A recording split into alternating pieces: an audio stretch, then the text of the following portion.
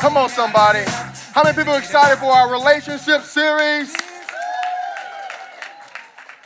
Hey, if this is your first time, hey, you have chosen a great first time to have.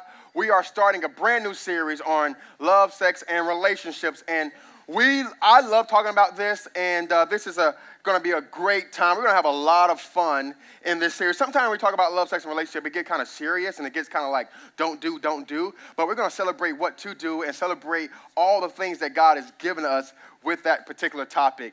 And so you have come on a great day. For the next 4 weeks, we're going to be talking about this topic. It's going to be a lot of fun. And so if you are here today and you saw that video, we saw his dancer, we might snag some of you because we're going to get multiple people dancing. And so we know that some of you be going to the club last night and you were dancing. So we just want you to kind of take that dance and holify it up a little bit. And then, don't be twerking it like that. So we might call you. We're excited about this particular series, man. It's going to be a lot of fun.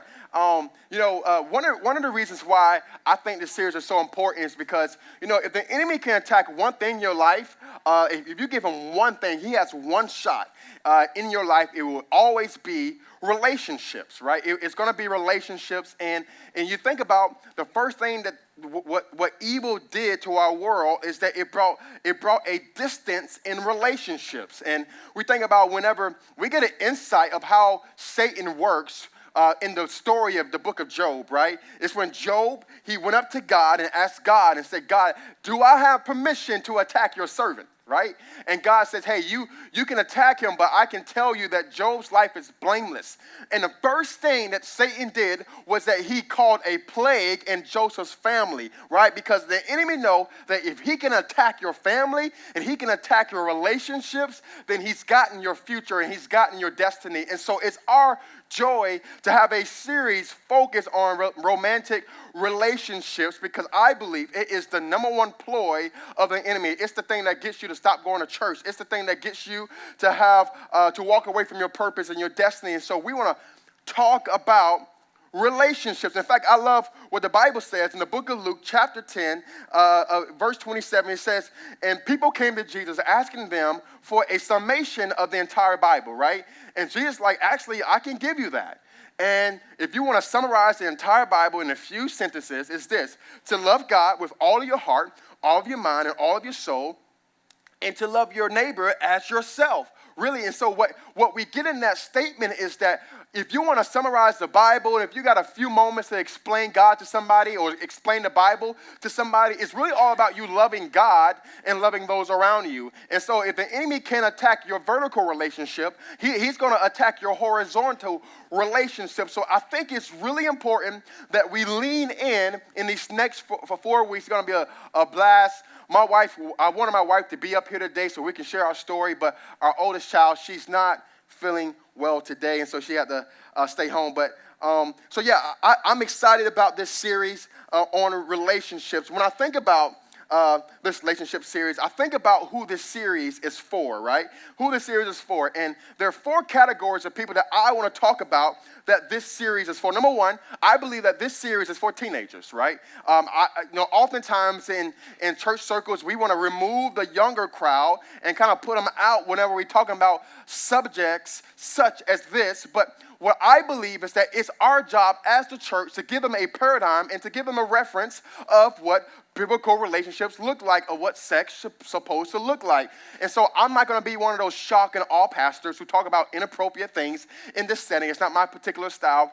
But we are going to talk about these subjects, and I believe that this is a perfect opportunity that we have to really give our teenagers a biblical worldview of what relationships should look like. Because you know what? They're going to have a worldview from Instagram and Facebook and Snapchat and all the other stuff and Twitter, and probably most of them not on Twitter, but like they're going to get a understanding of relationships from culture, from music, from movies, right? And so what we want to do, we want to say, hey, no. I know that's how culture says we should do relationships, but this is how we as God people should do relationships. Amen. Are you with me this morning? So we want to engage our teenagers in this biblical worldview of relationships. I believe that this series is also for singles. All those who are single in here, you could be a younger teenager, you could be an adult single, and whatever. I believe that this series is super important because if you look at statistics, right, and you look at all like the marriages that are happening within the church, statistics says the latest one from Barna, as of 2017, over 58% of marriages that start in the church end up ending in divorce. And so we want to talk about that. And I suggest that I believe that it is a singleness problem. It is a problem in which we engage in before we hit marriage. And so this is awesome. If you are engaged in here, it could be a good series. I remember preaching this series at a church a while back in Orlando. The series was great. People loved it. Marriages were restored. People found their mate during this series. Come on, some single somebody. All the ladies said amen. Not like amen, but like I want amen. You know what I mean? That worked this time. So yeah, and you know, I've done this series, and I saw engaged couples, they stopped the engagement because they realized certain things. They're like, oh snap, I am going into something that's not good. So this could be an encouraging time. I preach a series of marriages that were on a rock, gotten strong, and man, had that passion again, had that love again. And so we're excited about that. So I believe this series is for singles. And so if you're single in here, this is absolutely for you. I also believe that this series is for married couples, right? No matter how long you've been married. You could have been married for 2 weeks, or newlyweds in here. You could have been married for over 46 years. In fact, we got a couple right here that's been married for 46 years. Can we give them a hand clap? Come on, somebody. I'm not sure, Ray, what song you were singing back then. You could have been Marvin Gaye, Let's Get It On. But whatever song you were singing, brother, I want to learn that tune, brother. How you keep that swag for 46 years, having us still blushing at you and all your pickup lines. What you singing, Prince? Purple Rain? What was you singing? Come on. Purple rain, purple rain. Bum, bum, bum, bum, bum. I need some tighter pants for that song, you know what I mean? Yeah, so this series is for married couples, and because I believe this, no matter what stage your marriage is in right now, I honestly believe that God wants your marriage to be better. Right? He wants your marriage to go to the next level. No matter where you are in the spectrum of marriage, he wants it to get better. He always wants it to get better. He's always working on your marriage. He never stops working on your marriage. And so I also believe that this series is for those who've been broken by relationships. And some of you, when we hear the word relationships, you hear the word sex, and you hear the word about marriage, and some of you have a sour taste in your mouth. And some of you may have experienced divorce, and some of you may have experienced brokenness in relationships. But I tell you what, this series is absolutely for you. It's going to bring healing to your life. It's going to bring healing to your heart and healing to your emotions. So I believe that, so in other words, this series for every single person in the room. It's going to be a great series. I remember growing up, so I grew up in, the prime. I call my prime I'm a 90s baby. And so my mom, like every Saturday, we would have to clean the house, and she would blast the music while we cleaning the house. Anybody else had that growing up? She would blast the music cleaning the house, and I just remember all the songs we were singing. I grew up in Miami, so I had a diverse group of neighbors around me, and in Miami, like every day is a party, and so we would play screaming music in our backyards. So it would be the Spanish people, the Cubans next door, and then it'd be the Caucasians next door, and then the African Americans. And we had a diverse group of people, and I remember hearing all the different songs growing up. I remember hearing that song, oh, living on a prayer. Y'all remember that song? That Bon Jovi? Man, that thing used to rock so hard. Come on, somebody. Oh, we're halfway there. Okay, I'm proud of you. Proud of you, Motivation Church. I'm telling you, you guys got it. I remember listening to that song. It was awesome. And then we had the neighbor, like the Caucasian neighbor in the back. He would be like, I want to know what love is. I want you to show me. Anybody know that song? Awesome. Great songs. I'm a 90s baby, so I had songs that cause an emotional reaction to your body. Because most songs in culture have songs that would cause an emotional body. I remember this one song, it literally, like love and passion meant it caused a physical emotion. So this one song went, I get so weak in my knees, I can hardly speak, I lose all control. And why y'all know that song? Y'all need to, elders, we need to pack this altar today. Come on, somebody. And then, oftentimes, like, we would have, like, that songs we required to have two people coming together. And, because it really takes two to make a thing go right? I want to rock right now. I'm rock bass and I came to get down. I'm not internationally known, but I'm known to rock the microphone because I get, oh, come on, somebody, come on, you.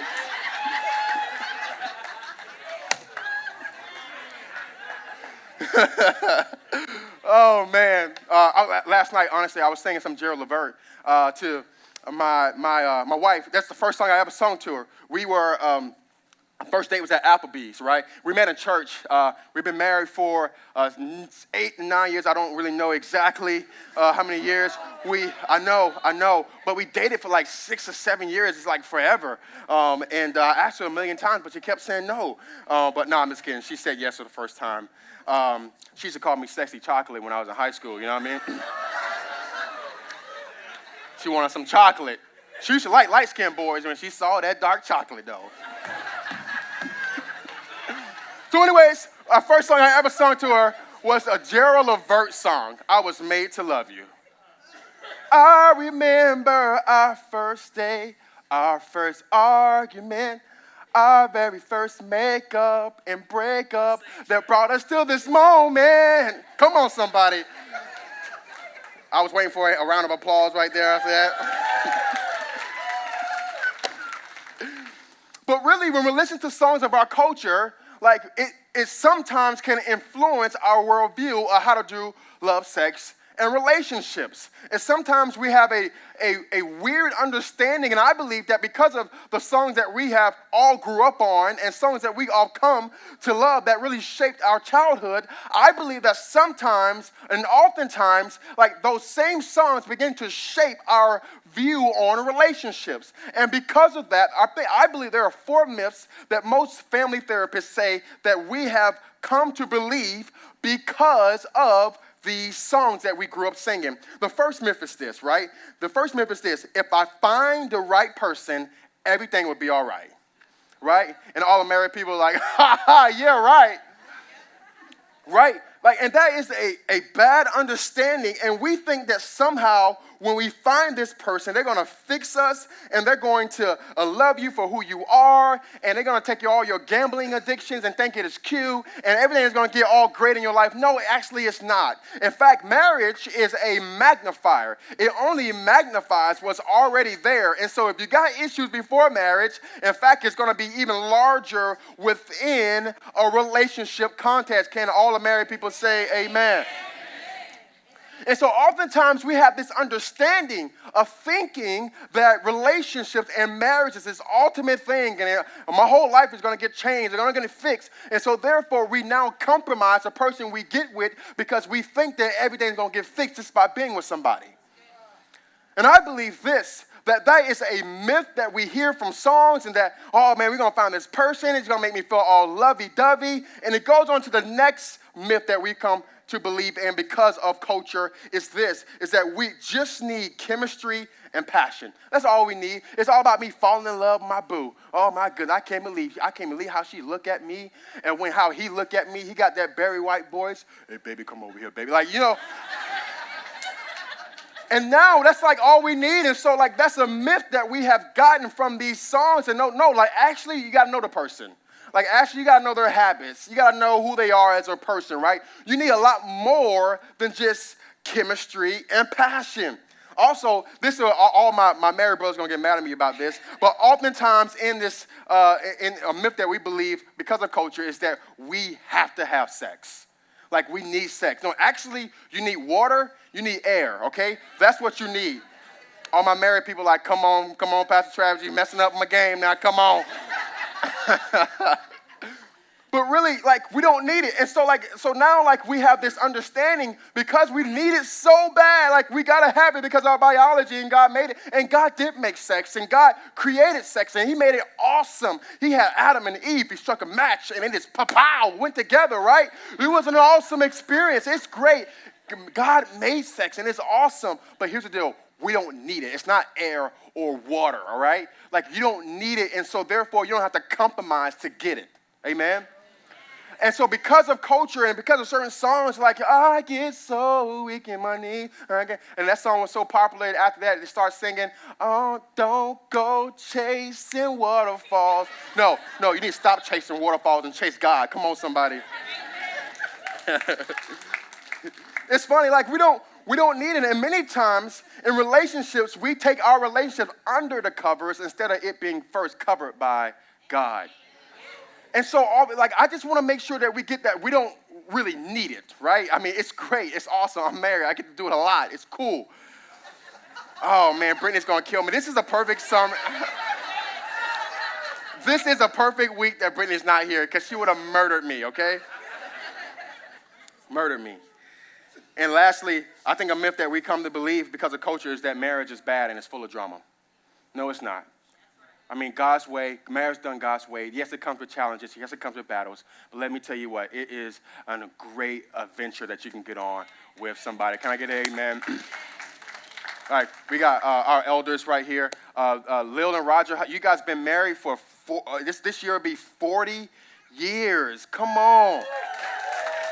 Cindy and Roger, you guys been married, 37? 34 years. I'm not even 34 years old. Not to make y'all feel a certain way, but that is awesome. Like, I remember, honestly, I thought literally, like, seriously, growing up in Miami, I literally thought that I was going to just be a player all my life. So I wasn't going to ever get married, right? And so it's pretty cool that whenever you surround yourself with God's people, and this is why we really highlight small groups, and both of them are leading small groups, and that's why I want to be around couples like that. It's because I just want their marriage to rub off on my marriage because I want to have a testimony of saying that my marriage lasted 40 years. My marriage lasted 50 years. I want that testimony. Do you want that testimony? And so this is why we have small groups, right? And this is why, I never had a perfect picture of marriage because of my upbringing. And so that's why it was so critical for me to get involved in small groups and connect with the local body because I know that I needed a model to follow. So this is why we have these people here so that you can have a model. This is why we do small groups. So marriage is a great thing. And oftentimes we because of culture, we build our relationships on the wrong things. And so, like, in our culture, especially listening to most love songs, right, that I love, we start off with this small box that I would just call sex, right? This is a small box, and we start off here. It's nice and pink, and it's great, and it's awesome, right? And so what happens is that we begin to build our relationships on physical passion. And then because of that physical passion, we have what I'm going to use this orange box as is compassion. It's just passionate, right? I love him now because of what we get to do. Like, I just love, and you start to have all the emotions for them, and you start to talk on the phone forever. You remember you used to be on the phone with your boo forever? Like, be like, hey, baby, I just want to talk to you forever. No, you go to sleep. No, you go to sleep. Oh, you hang up first. No, I'm not hanging up on you, right? I just remember we never did that. I don't know. I never did that. But I just remember those passionate moments. Like, I remember Brittany and I used to just stare at her. Like, just stare at her like I was a weird creeper. Like, because I loved her so much, right? And so what happens is that we build our relationships on sex, and then we have compassion, and passion for that person. And then maybe we start to introduce our friends to them, and this is like what I call social, right? This is when we start to bring people involved in it. And I can tell you a marriage that's really dysfunction or a relationship that's dysfunction is when that relationship withdraws you from your people that you're already with. I see it all the time. It happens all the time. I've been around the block for a little bit, so I see it. Like, what happens is you fall in love with somebody, and you know it's not all the way great. It's not all the way healthy, so you pull back, and you have nobody be involved. But sometimes, most of the times, you invite people to be with you. See if I can get this to stand. There we go. But the problem is that it may last for a while. It might be great for a while. But a marriage that's built on sex and physical relationships won't stand any kind of storm that you have. In fact, most psychologists says that this stage right here, this orange stage, lasts about 18 months to all the way to 4 years. And so this is why you have that past, you kind of get past the good stuff, and you get to kind of, you get to know that person, and that's this yellow box. You get to know them, who they are, and you're like, oh my goodness, who did I marry? You get to know all their habits, whatever. Like Brittany had no idea that when I take my pants off, I just leave them right next to my bed. She had no idea, right? And she started getting mad, like, oh my, who did I marry? This guy. This guy is a slob, right? And like her standards are so high when it comes to cleaning the house. She didn't know that that's who I was, right? So after a while, you get to know that person. But the problem is that it can't fit here because it'll just fall over. And so we have relationships built the wrong way. And I believe this, that culture teaches us to start right at the pink level. But literally, we're not supposed to start there. In fact, I suggest that biblical relationship starts what I call the spiritual box. A nice, sturdy box. And we're able to start spiritually. And oftentimes, we don't want to start spiritually. And oftentimes, this is why I encourage the singles in here, man, you got a great opportunity. You got a great opportunity to invest in your personal walk with God, for you to have a personal, strong walk with God. So therefore, whenever you find that special someone, you begin to build on a solid foundation that's going to be able to last and withstand any trial that you face. But the problem is that we don't want to invest the time to spend spiritually. Because culture teaches us, right, to start right here at the bottom. Not even right here with love and passion, but culture teaches us to start right here. But it's such a small foundation to build any relationship on. But here's the cool part about all this stuff today. It's that we get to, if it was built on this, we get to rebuild the relationships. And oftentimes I just pray that as we go on into this series, and we're going to be talking about marriage and talking about singleness, talking about all those different things within this series, I pray that we can start to deconstruct all relationships that we have built and begin to rebuild them on the right foundations. Because I believe that it'll change your life. Like, I believe this, like, seriously, like, if you begin to invest in your walk with God and you invest in who you are as a person, then I tell you what, God begins to restore some things. And some of you may be in a broken relationship, and God is saying, hey, I know you're looking for this passion thing right here. And some of you, you're looking for God to restore the passion in your relationships and restore maybe the communication and get to know each other in your relationships. And maybe some of you need to restore the friendships that surround your relationships. But literally, I believe this, that God wants us to start here. Wants us to start investing in our personal walk with Jesus, right? And so it's a measurement for me, right? So like my marriage gives me a measurement of how I'm doing spiritually. It always does. So whenever I'm short with Brittany, whenever I talk back, or maybe I'm just kind of maybe just rude or maybe not life-giving to Brittany, here's what happens, right? I can always correlate it with my personal walk with God. Always. I'm never doing great with God and doing bad with my wife. Never. It never happens. Never happens. So I'm never like, oh, but she's not meeting my needs. She's just not fulfilling me. Never. And I'm doing good with God. It just doesn't happen. And so I say this today. If you're in a marriage, in a relationship already, a married relationship, or even a dating relationship, I say this, like, don't complain about your spouse until you have fully invested in this. Like, don't complain about it. Don't, oh, she's not doing this. He's not doing this. Communication is not good. Oh, yet all that stuff. We're going to work on those things. We're going to talk about those things. But the first thing we need to do is that we need to invest in our walk with God, because we want you to last. And if you're single in here, like we know that God has someone for you, but and I know sometimes like the time is ticking. And some of you are maybe single adults and you're waiting for that person and you're believing God for that person. And I get it. And sometimes you want to skip to these things because you're wanting, and I don't get it all the way, but I can imagine how you feel. But just trust the process. And the process is, if you are even a teenager in here, let me tell you, invest in this. Like, I never thought that I can do marriage well. Nobody in my family, like, we got a few good marriages in my family, but man, I just saw a lot of dysfunction. And I didn't think I could do it well. So I remember my youth pastor told me I was in the 10th grade, and I said, hey, I want to change the curse in my family. I want to be a solid husband, a solid father. Youth pastor told me way back then, hey, I want you to invest in your relationship. So you might be a student in here. Like, I want you to invest in your relationship with God. Because let me tell you this, in 11th grade, I met Brittany, my wife. Now, we dated for 6 years. And this is, I'm talking to the teenagers in here. We dated for 6 years. We never had sex. We kissed each other every now and then.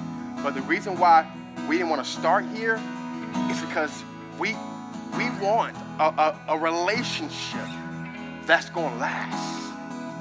And I know the passion is strong. I know culture tells us that, and our minds are not programmed that we start here, but God says, come on, if you just start there and build your way up to this, man, you will build something that's going to last, right? Because let me tell you what, when you start here, it might last for a while. You might get a year, you might get 2 years, you might even get 3 years. But let me tell you what, when storms come, and they're going to come, when financial problems and tightness come, and they're going to come, when issues and sickness come, man, they're going to come. But man, if you can build, man, your relationship on Christ, let me tell you what, God begins to do something special. So some of you might be here today and say, yeah, that's a good word, Pastor Travis, but it's too late for me. We've already started building. We've already started. This is our foundation now. What I'm supposed to do.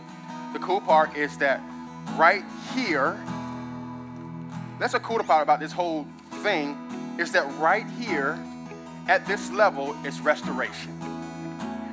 Right here at this level is forgiveness. Right here at this level is a new beginning, right? Like, this level represents grace. This level represents forgiveness. This level represents restoration and healing to broken hearts. And some of you may have experienced divorce. This level is a level for you to start at. And some of you may have experienced brokenness. Man, this is a great level to start at. And so the cool part, no matter who you are in this room today, you can start again right here, because right here is the throne of God. Right here is the cross and the resurrection of Jesus. And right here, God says, come here. Let me restore you.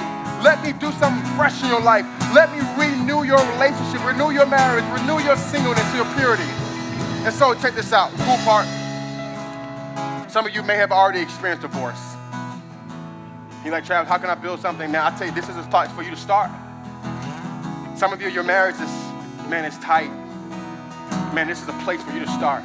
Don't try to make up something and make up passion and make up something, or maybe try to come to a church to fix it. And man, church is great. I want you to be involved, and that's so great, but I want you to invest in your walk with God. Just start here. You don't have enough time right now to start there, right? We're going to get there, but you need to start right here, because right here is a second chance. And that's the great part about grace and your walk with God. And so now that we experience the forgiveness and the peace of God, now everything is perfect, we may now begin to get to experience relationships. You might meet that person. You might meet that special someone. You never know, you could meet him in a small group, or you could meet him in church like I did. I met my wife in the youth group, right? And maybe you can start to get to know that person, right? Like, actually get to know them, not like this like kind of stuff we see on TV and the movies that we watch. Y'all remember the movie Notebook, right? You know, watch that movie, The Notebook? One summer they fall in love, have all this passion. That's not biblical, right? We get to know them, who they are. We begin to have passion, right? And then we begin to fall in love with that person. Is at this level we can maybe get married, have a biblical marriage, and then we can have this. And now we have built something that's able to withstand. We have built something that's going to last. And we want you to build something that's going to last. Amen. Would you all stand with me? Come on, can you give God a hand clap for his grace? You can leave that there, sir. You can leave that, sir. There you go. Take that. What do you say? Oh, yeah, there you go. So what I want to do is that I want to invite the ushers to come up, because, you know, this subject is a subject where we need to start at the bottom in the red. And that place is the place of the cross. It's a place where we commune with God. And today we're going to take communion as a church. And so we're going to pass out these communion elements. And what communion is, for those who may not understand what it is, it's some grape juice. It's a little wafer. And it represents Jesus Christ dying on a cross for us, right? But morally, it also represents freedom. It represents restoration. It represents second chances. It represents those who may be struggling when we talk about this subject and it's a sore spot. It represents a wholeness for you. And so we're going to take the communion elements. So we have a particular communion elements, and basically what it is that you open up the top part, there's a wafer, then you open up the second part, that's where we drink the juice. And so what we're going to do, we're going to pass it all out. Our team is going to lead us in a song. We want to encourage you to engage in this song, sing the words with us. And then once we are finished passing them out, I'm going to come up and lead us in communion today. Amen? Cool. Pass them out.